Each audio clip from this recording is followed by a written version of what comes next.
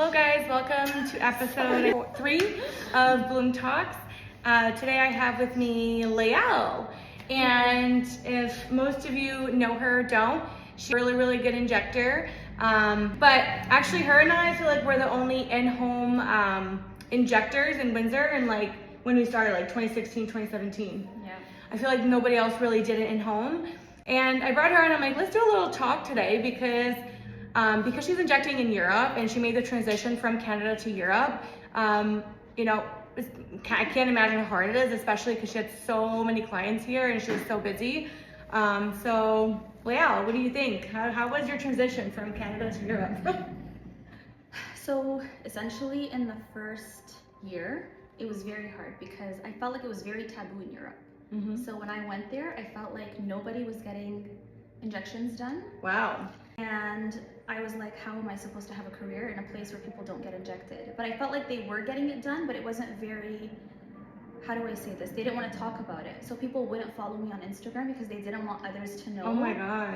that they were getting injections done. And I noticed that. That's interesting because in Romania, for example, Yeah. people are all about it. They're like, Yeah. inject me up, fill me up. I want it, the bigger, the better. Yeah. So I guess it depends. She's in Switzerland, right? So maybe they're more natural there and more They are. It was very posh. and they were only getting their lips done. Oh my, yeah. So that's, But that changed after. So they were only getting their lips done, and then one person would tell another person, and then it suddenly after, so that was 2017, and then around 2019, so 2 years later, everything changed and everyone was getting fillers. I wonder what changed at that point. I just You think feel it was like the social trend, media, maybe, yeah, influencers? social media. I feel like Instagram changed everything. Mm-hmm. And what happened was when I got there, so regulations are a little complicated. For example, in France, nurses are not allowed to inject at all. It's only doctors. Mm-hmm. And then in Switzerland, nurses can inject with the supervision, so having a medical director, just like in Canada. Okay. And essentially in other places in Europe, it's only doctors. But then in the UK, Anybody can it's do it. everybody. Everybody can do Anybody, injections. which is scary actually, I'll be Yeah. honest. I mean, I do follow some non-medics on from the UK, and some of them are really good and knowledgeable, but can you imagine like the ones who don't make it? And I don't know, I think I would be like a little bit nervous. Yeah. Even with the whole like I don't know if you noticed that on TikTok, there's this girl and she posts about the DIY, like do it your own. And people are buying Botox from like Korea and stuff and fillers and are injecting it at home. When I see those, I'm just like, I can just see occlusions. I'm like, oh my goodness, I can't even watch. Yeah. So it became really popular, and then people started getting more and more done. And then what I noticed, so what happened was the transitioning from people in Canada getting everything done, and then I moved there, they weren't getting anything done, and then suddenly, when I come here, I feel like people only want their lips done. What? And she's very good Yeah. at full faces. She's very good at noses. Yeah. Like So- that's what I noticed. I don't know if it's because I don't come too often, but I feel like it's mainly their lips, whereas in Europe, people want full facial harmonization. So they want to get their nose, they want to get their cheeks, their chin, their jaw, they want everything done. Yeah. So I do notice that difference as well. Like when I get consults there, it's more full facial consults, and then here they want to stick to just their lips. So I'll be honest, like actually I went through a phase like that where people just wanted their lips done, and I think my problem with that was why I was attracting that is because I wasn't really consulting full faces because I was very nervous to tell people their opinions. They'd come in just asking about lips and then I would just stop there. Where now what we do is like, I'll say, listen, when I do any consults now, even though you're here for your lips, I am going to give you a year full plan. You don't have to follow through with it. I'm just going to give it to you so you like know how to take care of your skin and what you're doing. Especially because there's that huge trend of like Sephora and the Korean skincare, which I'm sure is great. But then I'm seeing a lot of clients who are acneic and they're using all this stuff thinking it's going to be better because they hear it's magic, and it's actually making it worse. So I started doing full face, like so aesthetic side and injectable side, I do consults now. So I think I'm doing a lot of radiescent stuff. It's natural and regenerative, and I'm really loving that vibe. I don't really like to do fillers in the cheeks and stuff anymore, like hyaluronic acid. I'm doing a lot of radies, whether I inject it straight up or hyper dilute it. And I guess if someone comes to me and like, I want more, I honestly don't even know if I could do it because I feel like it wouldn't look nice on me. So I would stop anyways because like psychologically, yeah, you know what I mean? What do you call it? Psychologically, I would look at it and be like, oh my God, this is overdone. Yeah. But maybe the client will like it. So I definitely like more natural and full face balancing now, and I do consult more, but I feel like it's the different type of clients maybe. And I feel like we do have some good people for lips here that I could, you know, drop below in case that you guys can't get in with me. But I feel like there's a lot of also, I don't know, I don't want to put anybody down, but I feel like you're in Europe, how do I say this? It's easier to access training. Yes, so that's how I evolved my skill set. Yes. I feel they're a lot more advanced in their techniques. There's a lot of more techniques. We've got all the Russians there who are their skills are a lot of more techniques, a lot of more innovative products and ways of doing things. So I do feel like in a certain way we're behind in Canada. Yes, we are. And I feel like people in Europe, because training is a lot more accessible, people actually go and they learn more and they train more and they try to stay up to date with everything that's happening. Whereas I notice, and it's not everyone, I'm just saying a little bit of what I noticed because I have sides to both, I have access to both sides, and I feel like there are people who just stick to what they know. They do one weekend course. Anything.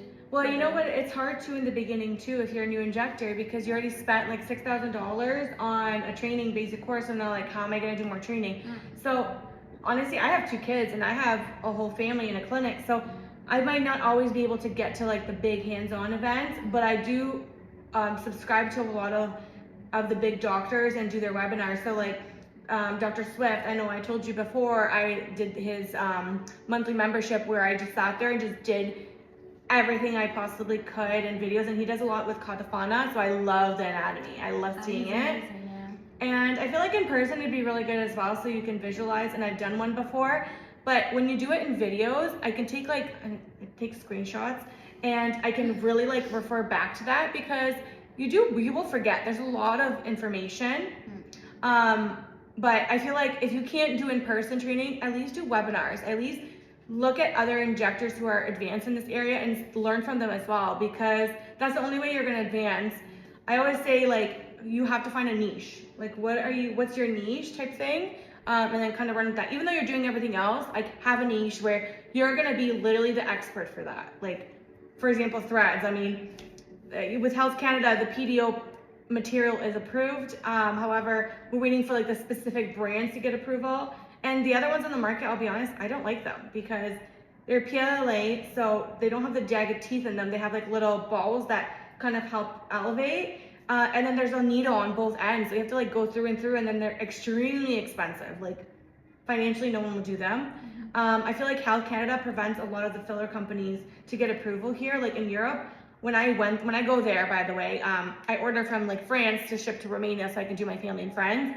And there's so many filler. I'm like, what is all this? Like, this is crazy. We have a lot of different brands, but I feel like in certain areas where it's more regulated, like France, Switzerland, they tend to use the biggest brands just like here. Okay. So Juvederm, Restylane, Bollicero, Teoxane, Stellage. And then in the UK, for example, and then I think other countries in Europe, they have so much more. Oh yeah. Especially in the UK. In the UK, there's hundreds, lots. like hundreds. And even Botox brands, like I recently heard, like we got Lativo here, but I don't, from what I was told, I'm not gonna go into too much detail about this. It wasn't the original, like the strength wise, right? So I would love to try some of the European brands, like Alazure. The Azalure, yes. That's like Dysport here, correct? So yeah, it's a French brand, I think. Oh, okay. It sounds French or Italian maybe. I think one of the two, but I know they use it a lot in France. It's a product that diffuses a little more. Okay, so that's like Dysport. Yeah. So the reason we like Dysport is because it diffuses 2.5. Yeah. I use Xeomin and people. I don't really. I'll carry Botox for migraines and stuff. I don't want to use it. I'll be honest. I stick to Xeomin and Dysport, and that's because I just prefer the way they work, and I understand. I don't know. I just got really comfortable with it. So I know Dysport spreads 2.5. I know Xeomin is 1 centimeter, but Xeomin is great for people who have like resistance because there's no complex proteins. So that's all really. The other brands, I've tried them all. I've literally tried them all. But in Europe, it's not like the fillers. Botox is also, it's like here. Okay, so similar. So there's the Azular. You don't have Azular here? No, but you guys have more Korean brands in Yeah, Europe. but they're not regulated actually. Oh, okay, interesting. So they're not actually approved. People will Interesting. use them, but they're not approved. They're not approved. Or like Profilo. So Profilo, actually, I just seen something that's the only FDA approved like booster in the States. So we don't even have it here. But I've heard amazing result. And also the polynucleotides. God, please just approve them here. You don't have them here? No. You don't? What's it? Phenylfredge. I can't even pronounce that word. Yeah, they're amazing. Polynucleotides are amazing. And we don't have them here for really, injectables. really good. I know. So that we need it here because it's game changer for tightening. For people who don't have devices, it's gonna help those a lot because you know you can get some type of improvement in skin laxity with some of these products. But all in all, definitely a different world. I feel like Europe versus here. I feel like you guys have all the big conferences and everything, and even all the best devices are made in Europe, like in Italy and stuff, right? Like I have my CO2 is made in both of them are made from Italy, from the same area actually. What do you feel like? I feel like financially there's another issue with Canada, especially right now. So we try to work within what our clients are asking and what they can do. So I always try to do like the best price I can possibly. However, products are expensive, guys. They're really expensive. Much cheaper in Europe. Yeah, they are cheaper in Europe. So Canada and the States are very expensive in terms of product. In Europe, they are cheaper. I feel like in both countries or in both continents, there are clients who understand that medical aesthetics is a luxury and they know that they have to invest and they have to maintain and they have to upkeep. And then you have the other side as well in both areas where they're definitely shop pricing. And I think that at a given point, it's up to us as injectors to know and understand which type of clients we want to take in. What I love about Canada is that it's very regulated. Yes. And in Europe, as much as it's regulated, you have unregulated injectors everywhere. So it's a huge thing in Europe for estheticians to inject. It's not allowed, but they still do it. And so you will have clients who will come to a medical professional and think it's too expensive. Despite the expertise, despite the diploma, despite the training, some people will not look further into it and they will go to an esthetician, with all my respect to them, and they will get injected for like $150. That's because pictures look good crazy on Instagram, and to them, well, she does lips and she does lips. And then it's similar to that the pen, like the pressure pen. I see it in Romania too, and I'm like, guys, if there's an obstruction, you can still have an obstruction because that's high force going into the lip. If there's an obstruction, do you have hyaluronidase to dissolve that, or do you have the necessary tools to dissolve it? Can you source those as a non-medic, right? They've banned it now though. They banned it? Switzerland. So I know in Romania they still do it. I know in the States I see people doing it. They do it in the States too. Yes, people like hidden like lash girls. Like if you're doing your lashes and you're doing your lips, that sounds, I don't know. Yeah, I don't know about that. They banned it. I'm sure they still use it, but they've banned it. Yeah, so I think like things like that, like when you're going to a person who has the education and the background training, we're also compiling all the trainings we got from different places and what we're seeing, and we're combining it into our own technique. And it's also very artistic.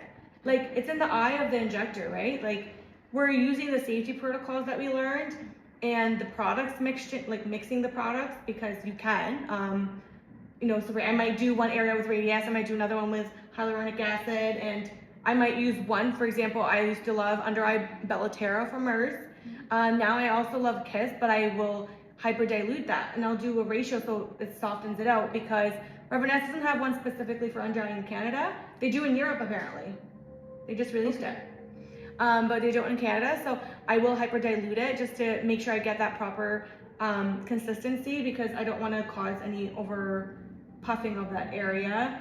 And I really don't, I turn a lot of people away from under eyes, like a lot. I don't know about you. I do too. I turn away 90% of the people. Yeah. Because they think that filling them is going to be the solution, whereas a lot of times they're not good candidates.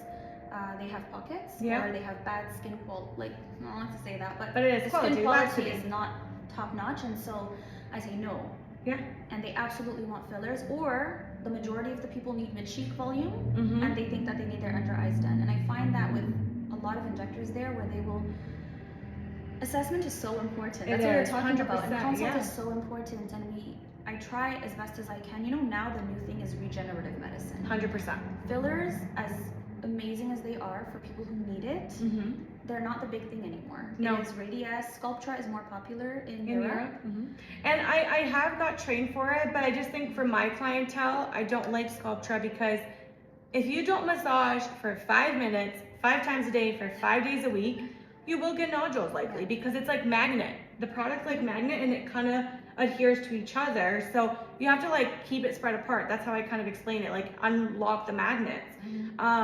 And then people want immediate results. Yeah. You're not going to get that with Sculptra. I mean, you will because it's saline, but within 24 hours, I don't want to get the calls, hey, my face looks like I had nothing done. And I know I'm going to get that a lot, so I just stick to Radius, and Radius is insane. I love it.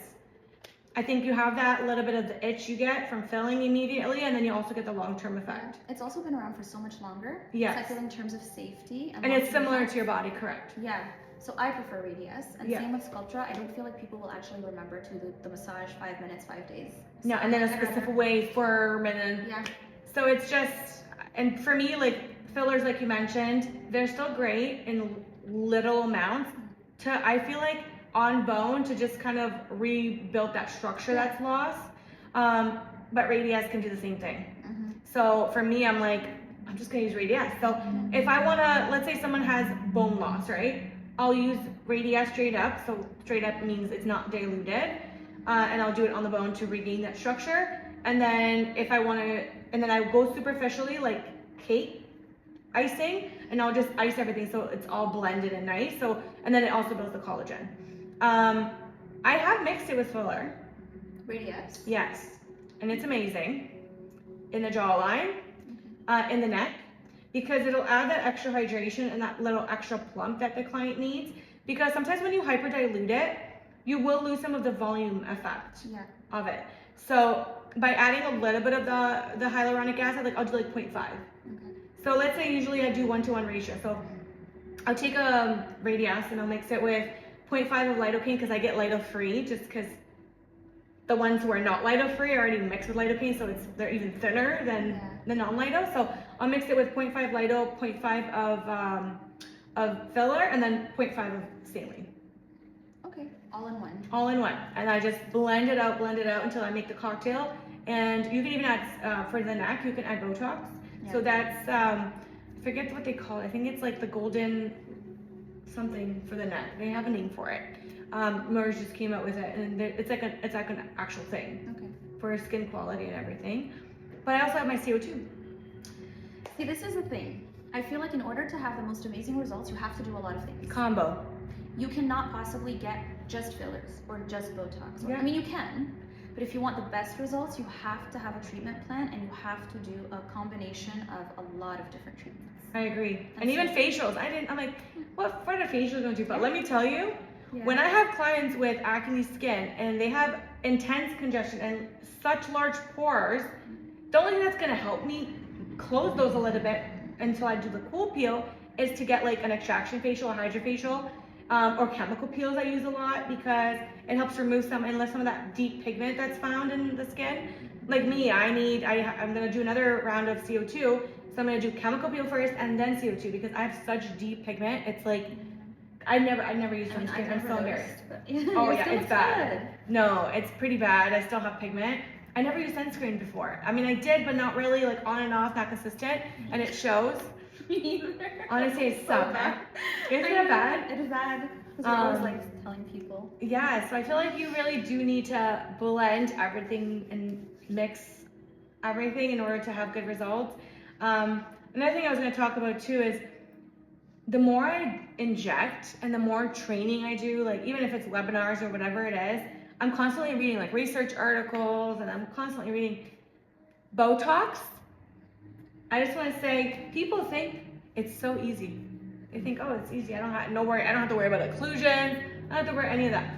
It is not easy, guys, because there's so many different muscle variations. Yeah. So when I did the Swift training, that was like the biggest eye opener because he talks about the variations in the frontalis muscle. So I personally would tell clients, listen, I'd rather you move your forehead than for me to completely freeze you, and I'll tell you why. What's gonna happen 10 years down the road? That muscle is only a couple millimeters thin. Let's say now we already have the skin laxity over top that you're gonna get with as you age, and now we're killing it with Botox. We're weakening that muscle. You're gonna have blepharoplasties all over the place. And there is a lot of blepharoplasties popping up lately. It's like a big thing. It's the only muscle that keeps your eyes elevated. Exactly. And people give me a brow lift. I'm like, for the love of God, please. One more person comes to me and says, please lift my eyebrows. Yeah. At least take a break as well. I've seen some people, unregulated ones, who are making videos about how it's absolutely useless to take a break from Botox in your forehead, how it doesn't do anything. This is when you don't understand science. Based on anatomy and science and everything that we've read, it's absolutely essential because you want to give it a break so that it has the time to actually do. And then it works better. Yeah, exactly. I have clients who, no matter how many units I put in them, it didn't work. So I said, listen, you're gonna wait 3 months, and then you're gonna come back and see me, and we're gonna try a different brand. So resistance can happen, and I think we're seeing more and more of it. A lot more. But I 100% agree with you. So I love to give the forehead a break. Masseters Masseters as well because it pulls your jaw back. And then if you don't take a break, you're gonna get the jowl. So I personally only do masseters and migraines. If someone says I want slimming, I'm like, no. Especially if they already have skin laxity, and I won't do it. Yeah, I won't do it either. I do love doing the platysmal and the neck. I mean, and the platysmal, but near the jawline. Right here, yeah. The platysmal bands, I will do them on someone who are very strong, who need that lift, but it doesn't last, and you need a lot of units. Yeah. A lot of units. I'm very honest. Often. I like to do it on the jawline, like you said, but here I don't do it often. Because 10 units per side can give, like, the results are amazing with just 10 units. So I will say I love doing that. The platysmal, I was going to ask your thoughts on that too, saying, I just feel like for the price you're paying and the amount of units, unless you have like a big event that you're going to, you want to look super like long and lifted. I'd rather recommend other products that are going to give you longer. I feel like ethically, we need to really understand. I see a lot here where clients are getting things done that they shouldn't get it done. I feel like people will just go to the cheeks right away. The cheeks don't lift unless you're lacking the volume, and depending where you place it and how you place it. Yeah. What are your thoughts on trap Botox? I have done it, but not for beauty. Yeah, but most people get it for beauty. Yeah. Barbie Botox, that's what it's called. I know. Is it called that here? Yeah, it's called that, Barbie Botox. So I'll do it in people who have, I have some clients who have like extremely enlarged traps as females because they hit the gym or whatever. So in those clients, you can tell there's so much tension because their shoulders are like pulled to attach to their neck. So in those clients, I'll do it. I do 15 per side. I won't do it for fashion. Yeah. And the Louboutin, come on guys. The what? They had you didn't see the Louboutin Botox? For the calves? Oh no, for the heel. What? I did hear about this. Yes, people are doing it. I know, this is crazy, guys. They're putting Botox everywhere. Yeah. In the bum holes, and listen, if it's not medically necessary, please don't do that. Please don't weaken your muscle. Yeah, I've seen a lot of crazy things that I just stopped listening, to be honest. But like even in the bum hole, like eventually if you don't, you're gonna keep injecting it, that's gonna loosen. Like, can you imagine? Now we're getting into a topic that is a topic on its own, a podcast on Honestly, its own. it is, 100%. But anyways, Botox, it's more complex and more... It's amazing. Yes. When done right. Yeah. By the right provider. Yep. And for the right reasons. So like, I'll do completely different patterns on person to person. It's different. Before, I used to just do the same thing. So I do videos on, for example, what you can do and where you can get Botox injected for like a lift or whatever. However, these educational videos are for demonstration purposes only. Yes. So I'm showing you what you can do, but this doesn't mean that if I draw a spot on my forehead, it means that's the spot on your forehead. 100%. So it's mainly so that you know that we can, for example, improve to an extent your jowls with Botox, with other treatments.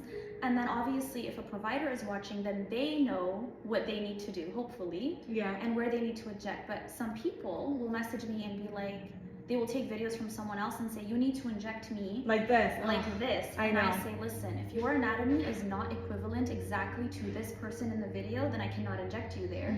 I have to assess your musculature, your anatomy first, and I'll inject you based off of that. And that's why sometimes these videos, I love them. They help people understand what they can get done. Yeah. But they think that, I have people message me and tell me I need to get injected just like this. Right here, right here, right here. And I'm like, no, this is not how it works. Yeah, no, you have to, and I agree with that. I do have clients like that too, and they send me videos and all this stuff. So for example, I'm gonna give you a perfect example with me. I have aponeurosis. So if you look, no matter how much Botox I put here, I don't have a muscle there, guys. Okay? So some people have one large frontalis, other people have two bellies. So I have the two bellies and I have no muscle fibers in the center. So people might say like, why am I still moving there? So on me, I figured out I have to come on the edges of that on either side in order to have an effect, but it doesn't last as long. And I also have a small forehead and I get migraines, so I have to do Botox on my forehead. Otherwise, I probably wouldn't, I'll be honest. Yeah. I do very low units, but I have to keep it so high, like I'll start my first one like right here into the hairline. And I'll actually go into my hairline, deep into the muscle belly to help those nerves. Because when we're doing Botox for migraines, we're actually targeting nerves. For whatever reason it works, and anyhow, so everyone just has such different forehead muscle patterns, and even around the eye, the way that they smile, whether you have a shelf or not. So like for me, I didn't inject the lower part because otherwise I will get a shelf because you can see my muscle separation. And then gummy smiles and things like that. You have to look at the smile and see where it's pulling from. Or I have clients with asymmetrically like you, where when you pull down, like you have your DOI on one side is like completely like flattened out compared to the other side, so you have to even it out. So anyhow, it's quite complex, the world of Botox, and I feel like people need to take your course, get your competency so you will feel confident and understanding, but then just go get more trainings. And if you can't, like look at research articles. There's tons out there. You'll always learn something new. Always. Oh yeah, I don't need every time I think stuff. I know a lot, I realize I know nothing. Same. You learn so much every time. And you know what happens too? I feel like the new stuff that comes out, so like with exosomes at first, everybody jumps on the bandwagon, and to me I'm like, like I'm very careful who I might create like exosomes on. Yeah. You can't hop on every trend, by the way. Like like I'm wondering if melasma clients, if exosomes can actually make it worse. So or people who have skin cancer risk, like actinic keratosis, I won't inject exosomes. Hell to the no. I'd rather just do resurfacing, chemical peels, things like skin boosters. I won't do microneedling. I can do microneedling with vitamins, but because they're messengers, right? Yeah. So this is a huge topic right now. Like exosomes are literally stem cells. So like PRPs. So what do stem cells do? They literally create new cells. They're the stem for every other cell. So if you're injecting in an area where, let's say the cells there are cancerous, those are going to multiply, or could. You don't know. Yeah. So how do you feel about exosomes and all that? Do you use them a lot or not really? So I personally don't really use them. I don't feel like I know enough about them. And if I don't know enough about a treatment, or I haven't tried it on myself and know 100% that it works, or there's not a lot of research on it, then I don't like to get into it. Because I feel like there are a lot of trends, and then you end up finding it later that there's an issue or a complication. Yeah. I know that there are really good doctors in Switzerland who are very, very known for these type of treatments, and at one of the conferences I was at, they spoke exclusively of exosomes. But I don't feel, again, like that was a huge aesthetic conference, amazing, but again, I can't rely just on this one conference and this one speaker to make an a point. opinion. So I know that in the beginning it was absolutely amazing, everybody was talking about it, and now I'm starting to hear different things, so I'd rather wait. Yeah, so for me, I do the salmon PDRN I love that. with transacemic acid, so they're a little bit of a different brand, and I'm very specific on who I do them on. I assess the skin, even though as my clients come in, they don't think I am assessing your skin. The second you walk through that door, I'm looking at you. And I've caught many basal cells where I'm like, excuse me, that thing on your forehead needs to go, or like that thing on your neck needs to get checked out. So I've taken dermatology courses, integrated dermatology, because I mean, we're looking at these people's faces more than their primary care doctors maybe are, right? So we're gonna catch these faster, and again, finding your niche and your 100%, and everything goes in together. Your skin is so important. Sometimes we'll get someone who has very bad acne, for example, or melasma, or any type of skin issue, and their main concern is fillers. I know. Or starting to, sculpt the face, whereas the number one thing to take care of is the skin. Yeah, because it's going to help maintain your filler results too. Exactly. Even with clients with lax skin. So I approach everybody different. I have kind of like categories of treatments according to what your concern is, but then I customize it to them. So I have some clients, for example, I have one client who's acne. So I did a cool peel because she had super deep pitted scars, and so I did a cool peel to help relieve some of that, but she had a lot of redness. So she had post-inflammatory erythema, where you need IPL tech or like an aerolase or something that's going to take away the vasculature. And the cool peel is not going to work on redness. It works on browns, but not redness. So we have to do IPL on her, and then I'm still trying to find the perfect blend of like skin medicated treatments to prevent her outbreaks, because as long as you're still getting outbreaks, those scars are going to keep happening. Yeah. So we're kind of like running on the wheel here. But taking care of your skin first, and then we can worry about like other stuff. Yeah, exactly. Whereas other clients with laxity, same thing. So if they want, let's say they want radius, or like they want to fill their face. So I say, listen, we're going to do CO2 first, because we're going to kind of like saran wrap. Think of keeping like a bowl of food, and you're putting the cling wrap on top. So that's what you're doing even with the eye area, right? And so I said, let's do CO2 first. Let's see how much we can tighten and lift. And then we can go in there with radius or some fillers to rebuild that structure. Even though I know that client will need 100% radius, I still wait. Yeah. And it's a slow process.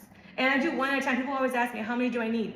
I always start slow. This is just me. I like natural. I like to go slow, and I just want to make you look like you were 5 years ago, or unless you're a client who never had cheeks, then I'll give you cheeks, obviously. Yeah. But one at a time. Some people will do 2, 3, 4, 5 syringes. I think that trend is kind of going away, even with the face. No, definitely. Things are changing, and in the next 10 years, it's going to be so much different. Oh, 100%. It's all about regenerative now. Yeah, and what's regenerative? Sculpture, radius, exosome polynucleotides, Profilo, skin boosters, lasers, anything that build collagen and naturally improve your collagen. But again, fillers are not bad. No, but you need to. They're great for people who need them. There are still people who want this instant gratification, instant results. They want to walk out and see results right away. They want to see their cheeks done, their lips done, their jaw done. Some people can do that. They need it. They need facial balancing. They need facial harmonization. But I think it's important to have an injector that will tell you, stop. You don't need any more fillers. Now you need to work on stimulating your collagen. Let's do other things. Let's take care of your skin. So I 100% agree with that comment, because I do that all the time with my clients. They'll come in, I want more lips. I'm like, please, for the love of God, stop with the lips. Pick a different area. Or you need to dissolve your lips. Oh, yeah. That's another topic. Yeah. Some people really need to dissolve their lips. They have migration. It's not even about not adding more. It's about you need to remove what you have. Because it's honest, I'll be honest, I treated a girl's lips not too long ago who had migration. I think it was, we can tell when it's migration from filler moving over old filler, or when it's improper technique. I will say, we can tell the difference. I can tell, on my own old work, like if we used to inject deeper, because I don't know Techniques why. were so different back then. Yeah. And there are still people who are injecting the same way though. Yeah, they are. They don't change it, or they just don't know how. Like they can't change their scale. But when you're injecting super deep, that's where all the arteries are. Like your whole mouth is a muscle, technically, your whole lip. But more superficially, subdermally is a better area and plane with the right product to help kind of improve your lip, rather than deep where. Yeah, and then it has more tendency to migrate too, because of talking, eating, chewing. Exactly. And it's also safer when you get more superficial because of your arteries. Exactly. So that's why I tell clients, I'm like, listen, your arteries are 3-4 millimeters and deeper. So I'm injecting, I'd rather have lumps, I'll be honest. I'd rather deal with a little bit of lump that I can dissolve here and there than to have an occlusion, or B, migrated filler that's just not gonna look good. And then also like piling filler on top of each other. So I have clients, I've injected them over the years, and I'm like, you need to stop, because now you're at risk of compression of artery because of too much filler. So there needs to be a good balance, and we need to respect the boundaries within your lip. So anyways, I had a client who had migration to like the fullest, and I'm just like, oh God, please, nothing happen. And I'm like, I developed this really dark bruise, and I'm like, oh, this is like, I don't know, I don't like how this looks. And I had a feeling right away, I had a gut feeling like this is not gonna go good because she literally, her lips were curling in. She had so much filler on the borders. And that's where the arteries are, guys, okay? Along, either it's right on the vermilion, a little bit underneath or above. So there's different variations, obviously. And I'm just like, oh my God, this is like, so I put this Dissolver in. Yeah. And I didn't even actually inject in that region, but I think the Dissolver maybe triggered something. And then I did a superficial fan, like very superficial, where I could see my needle. Well, now you don't know if the artery is pushed forward or deeper into that structure. So if it's pushed forward, the variation, everything's gonna change. Whenever I'm injecting from start to finish, I know for a fact all my vessels are gonna be deep because I know how I inject. Yeah. So anyways, I had to dissolve her and then I refilled her with a half and hey, her lips look way better than they did afterwards than. Because you dissolved a little bit. Yeah. What was it though? Was it I don't know. I either Venus, when in doubt, just dissolve. And honestly, I'm sure you've had that. Yeah. So, and I'm like, listen, it didn't look like an arterial occlusion because it didn't bulge, it didn't overly swell. It didn't have any of that dusky, it actually was a dark, deeper bruise. So I'm like, it could have been venous, and I'm sure if I would have tapped it, it could have released, I don't know. I just said, you know what, I want to dissolve her anyway, so I'm just gonna dissolve it. And the color improved, so there was definitely something. And once I took everything out and redid it, it was perfect. It was amazing. But it's just so, you just don't know. So now, this is why I hate injecting over top of deeply placed filler. Yeah. And I say migrated, but it's because it was done deep to begin with. Yeah, it never ends up looking the same. And they swell more. I noticed they get more swelling, more bruising, because we're using our technique. It's hard because if I'm injecting superficially, but then there's filler that's deep, now you have to work with other filler that's been placed in a different way, in a different technique, and it just never ends up being the same. No. So I prefer to just dissolve or not inject at all. I know, and I've told some clients, listen, I had clients with like lumps and all kinds of distortions, and I'm like, oh God, I am not injecting you. It becomes harder for us too because we have to correct it, perfect it, and then it falls on us if it doesn't look good. Yeah, exactly. Like, let's say they're gonna go out there and be like, yeah, I had my lips done, my Bloom Society. People are gonna look and be like, oh, it doesn't look good. Yeah. But meanwhile, you don't even know what was there before. So I definitely tried. This is different things, different factors. And honestly, this is why I started Bloom Talks, because I really want clients to have the knowledge in order to know what to look for. You know what I mean? So I think people are more, how do you say it? No. Anyways, people are more aware now. Yeah. More than before. They read more. They read. Depends on what you read. Yeah, because the content needs to be. Yeah, but they're more aware of, how do I age more gracefully? What can I do for my skin? And then, well, this is a whole other, we're not going to get into that, but even your lifestyle. Yes, huge. What you eat, what you drink, our gut health, our hormonal health. There are so many people who get fillers. Menopause. They have really bad hormonal dysregulation, so they end up with puffiness. Everything that they have had done ends up looking bad with time. So you can definitely go into get fillers, Botox, all the treatments that you want. But if you're going home and you're not upkeeping and you're not doing the necessary things so that you can glow and look good every day, then it's not gonna work. Yeah. It's like going to there's an example that I We're saw. like team members. We're like team. So you go to the dentist, you get a cleaning once every 6 months, but then you go home and you don't brush your teeth or floss. And then you say to the dentist, well, now I have cavities, or my teeth are yellow, or I have an infection. Yeah. It's because you're not doing the necessary things to upkeep that. So it's the same thing for your skin, everything that you put into your body. It's not just about getting a few injections here and there. That's not going to do anything if you're not sleeping well, eating well, and regulating your body. I 100%. Even like mental health wise, like going for a walk and reconnecting and rebalancing all that. So I believe in all that 100%, especially when I see clients with acne. The first question I ask is, how's your sugar, dairy, salt? Are you taking pre and probiotics for your gut health?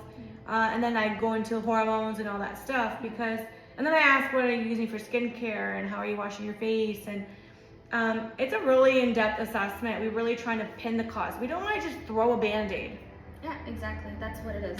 I feel like healthcare, this is why I hate healthcare sometimes, because for example, you have a blood pressure, they give you meds. Why do I have blood pressure? Yeah. Can we just resolve the source? Yeah. Oh, that drives me nuts. That's another thing too when talking about unregulated injectors is that we're not just injectors. Before that, we're medical professionals. 100%. And so when people are coming in, a lot of clients are forgetting that we're creating a treatment plan for you as nurses or doctors or NPs versus just being an injector and I'm just injecting you. Some people just want that. They don't care about the rest. Yeah, and that's okay. Realistically, our job is to create a treatment plan for you. And that's to help you improve your wellness Yeah. overall.